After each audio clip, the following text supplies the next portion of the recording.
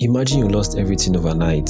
No money, no friends to call, no backup plan, just you and your drive to start again. Could you rebuild your life? What if I told you that in 1 year you could not only bounce back but actually build wealth and freedom? No luck, no magic, just clear steps and hard work. The first month is so important. You're not trying to make money yet, you are building the base that will make everything possible later, which is yourself. First of all, start with clarity. Ask yourself, what kind of life do I really want? What makes me excited to wake up? Because if you don't know your direction, you waste time chasing random things. Next, learn a skill that can make money. Just one, like sales, editing, design, or writing. Pick one and go all in on it. Don't jump from one idea to another.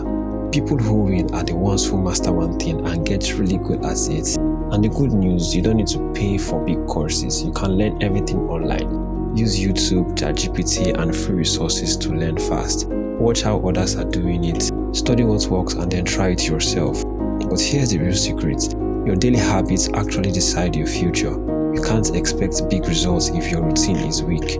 Look at the top athletes. Their success comes from a simple daily discipline. The same rule works in business and life.